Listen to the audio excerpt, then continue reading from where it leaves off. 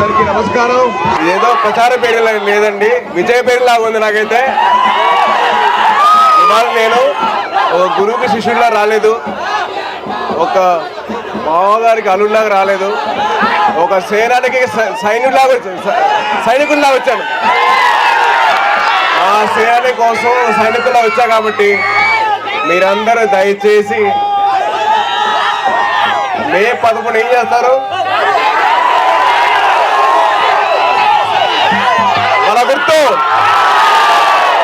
మోత మోగిపోవాలి. ఏం మోగిపోవాలి? మోత మోగిపోవాలి. మోత మోగిపోవాలి, ఫ్యాన్ ఆగిపోవాలి. ఆ సత్తా ఏదో మీరు చూపించారబ్బా. ఏమీ చేయకుండానే మా మామగారు మీకోసం నిలబడ్డారు. మీరు ఒక్కసారి మీ గడప దాటి వచ్చి మీ ఓటు వేయండి, గాజు గ్లాసుకి ఓటు వేయండి. మీకోసం నిలబడతారు. ఆయన కంటే ముందర మేము ఉంటాం. మీరుంటారా? నిలబడలా